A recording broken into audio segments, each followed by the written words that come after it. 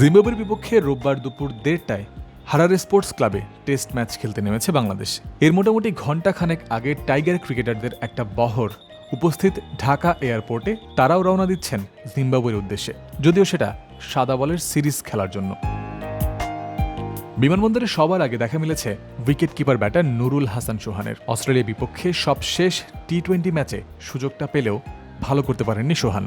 তবে এবার জিম্বাবুয়ের বিপক্ষে ওয়ানডে সিরিজের স্কোয়াডে তিনি থাকছেন, যদিও সেখানে তার ভূমিকাটা ব্যাকআপ উইকেট কিপার হিসেবেই। পেসার শরীফুল ইসলাম চলমান টেস্ট ম্যাচ থেকে বিশ্রামে রয়েছেন তিনি, তবে বরাবরের মতোই আছেন ওয়ানডে দলের সদস্য হিসেবে। লাইনে দাঁড়িয়ে কিছুক্ষণ অপেক্ষা করতে হয়েছে তাকে, কেননা তার আগে চলছিল অন্য যাত্রীদের ডকুমেন্টস চেকিং। তারপরে শরীফুল প্রবেশ করেছেন ভেতরে। পেসার তাসকিন আহমেদ যখন পৌঁছেছেন এয়ারপোর্টে, এরপর সেখান থেকে ভেতরের দিকে এগোতে তার বেশ খানিকটা সময় লেগেছে। কারণ একটাই, ভক্তরা তাকে ঘিরে ধরেছে, তার সঙ্গে ছবি বা কথা বলার আবদার করেছে। জিম্বাবুয়েতে মাত্র 3টা ম্যাচ খেলার জন্যই যাত্রা করছেন তাসকিন, কারণ ওয়ানডে সিরিজের পর টি-20 সিরিজে তিনি থাকবেন না দলের অংশ হিসেবে। সেই সময়টায় তিনি খেলতে যাবেন শ্রীলঙ্কায় লঙ্কা প্রিমিয়ার লিগে।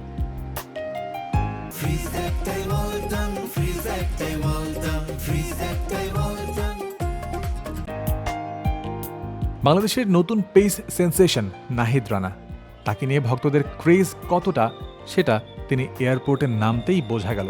গাড়ি থেকে তিনি যখন নেমেছেন, আশপাশ থেকেই তার নাম উচ্চ শব্দে শোনা গেছে।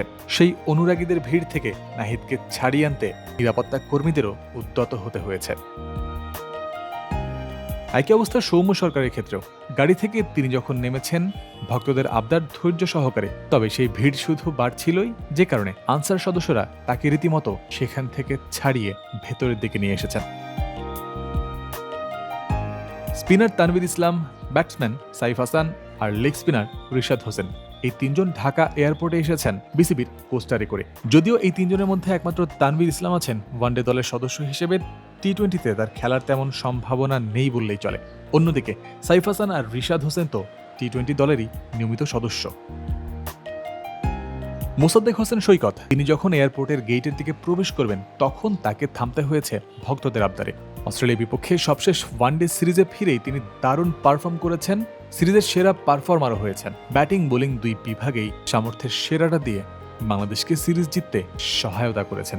এবার জিম্বাবুয়ের বিপক্ষে একই আশা নিয়ে যাচ্ছেন, যদিও শুধু ওয়ানডে নয়, টি-20 সিরিজেও আবার প্রত্যাবর্তন ঘটতে পারে জিম্বাবুয়েতে।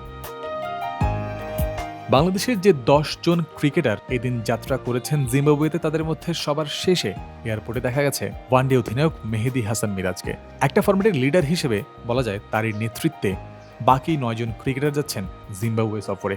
সবকিছু ঠিক থাকলে চলমান টেস্টে তিনিও খেলতে পারতেন, যদিও এই সিরিজের জন্য তিনি রয়েছেন বিশ্রামী। জিম্বাবুয়ে পৌঁছানোর পর টেস্টের বাকিটা অংশ তিনি থাকবেন দর্শক হয়ে, আর প্রস্তুতি নেবেন জিম্বাবুয়ের বিপক্ষে ওয়ানডে সিরিজ মাতাতে। তবে ফরম্যাট যেটাই হোক, চলমান টেস্ট, তারপর ওয়ানডে কিংবা টি-20, সব জায়গাতেই সবার উদ্দেশ্য ওই একটাই থাকবে। গতকাল নাজমুল শান্তর বলা কথার সূত্র ধরে বলা যায়, বাংলাদেশ ভালো খেলতে চাইবে, বাংলাদেশ সবগুলো ম্যাচেই জিততেও চাইবে। জয়ন্ত বিন্দু, ক্রিক ফ্রেন্সি।